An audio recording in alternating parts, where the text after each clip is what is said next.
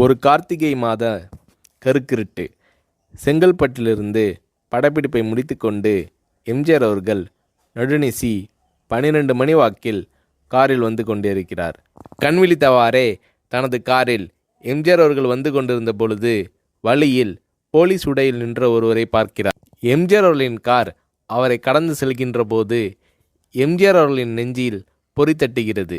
ஆள் நடமாட்டமே இல்லாத இந்த அர்த்த ராத்திரியில் அந்த போலீஸ்காரர் பஸ்ஸுக்காக காத்து நிற்கிறார் என்பதை எம்ஜிஆர் அவர்கள் புரிந்து கொள்கிறார். உடனே தனது டிரைவரிடம் காரை நிறுத்த சொல்கிறார் எம்ஜிஆர். கார் பின்னோக்கி வருகிறது. போலீஸ்காரரின் அருகில் காரை நிறுத்தி கதவை திறந்து ஏறுங்கள், எங்கே போக வேண்டும் என்கிறார் எம்ஜிஆர்.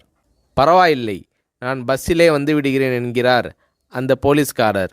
நேரமாகிவிட்டது, இனி இந்த ரூட்டில் பஸ் கிடையாது, ஏறிக்கொள்ளுங்கள் என்று எம்ஜிஆர் அவர்கள் வலுக்கட்டாயம் செய்ய போலீஸ்காரர் வேண்டா வெறுப்பாக ஏறுகிறார்.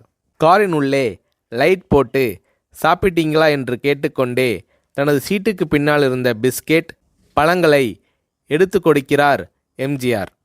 இப்படி ஓசியில் பயணம் செய்வதே எனக்கு உடன்பாடில்லை.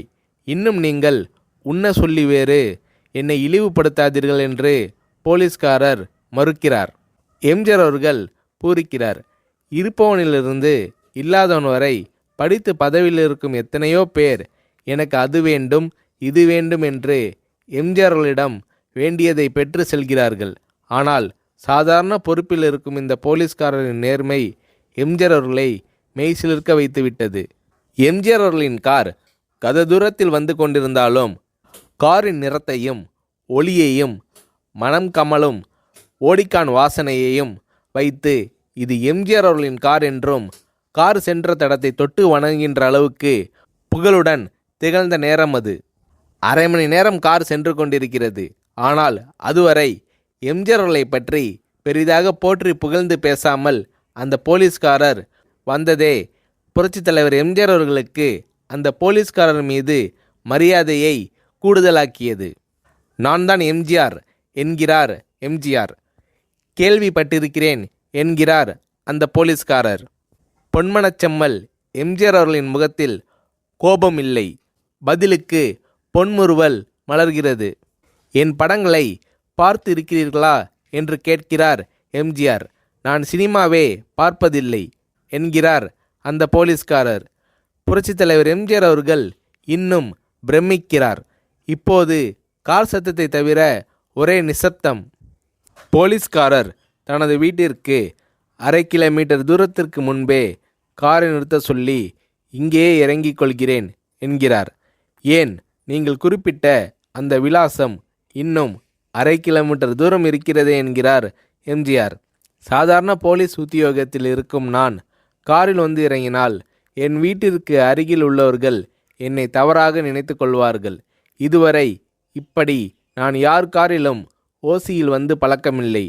நீங்கள் இவ்வளவு தூரம் செய்த உதவிக்கு நன்றி என்கிறார் அந்த போலீஸ்காரர். புரட்சித் தலைவர் எம்ஜிஆர் அவர்கள் அதற்கு மேல் எதுவும் பேசவில்லை. அவர் எந்த போலீஸ் ஸ்டேஷனில் பணிபுரிகிறார் என்பதை மட்டும் கேட்டு தெரிந்து கொண்டு கிளம்புகிறார். அடுத்த நாள் செங்கல்பட்டு போலீஸ் ஸ்டேஷனுக்கு ஃபோன் செய்து நான் எம்ஜிஆர் பேசுகிறேன் என்கிறார் எம்ஜிஆர். ஃபோனை எடுத்த டிஎஸ்பி உதறலோடும் உற்சாகத்தோடும் தலைவரே வணக்கம் என்கிறார்.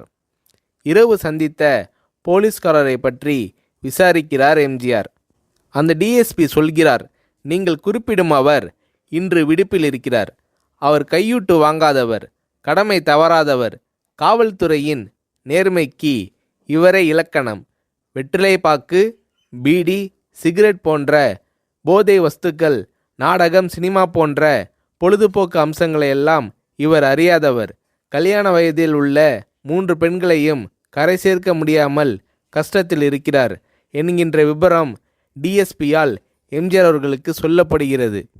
அவரை நாளை என் தோட்டத்திற்கு வர சொல்லுங்கள் என்கிறார் எம்ஜிஆர். கேட்டுக்கொண்ட டிஎஸ்பி உங்களோடு ஃபோனில் ஆளுக்கு ஒரு வார்த்தை பேச இன்ஸ்பெக்டர், சப் இன்ஸ்பெக்டர் உட்பட எல்லோரும் ஆசைப்படுகிறார்கள். ஃபோனை அவர்களிடம் கொடுக்கலாமா என்கிறார். எம்ஜிஆர் அவர்கள் கொடுங்கள் என்கிறார்.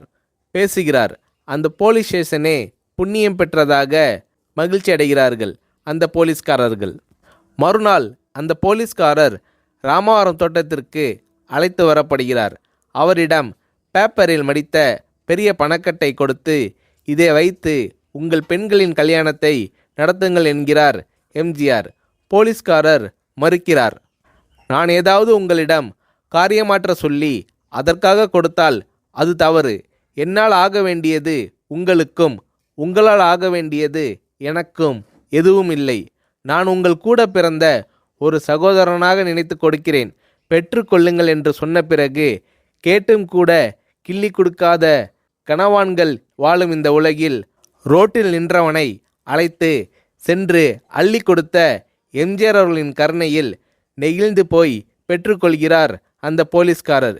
பிறகு ஒரு தேதியில் புரட்சித் தலைவர் எம்ஜிஆர் அவர்களே சென்று அந்த போலீஸ்காரரின் 3 பெண்களின் திருமணத்தையும் நடத்தி வைத்து வாழ்த்தி இருக்கிறார்.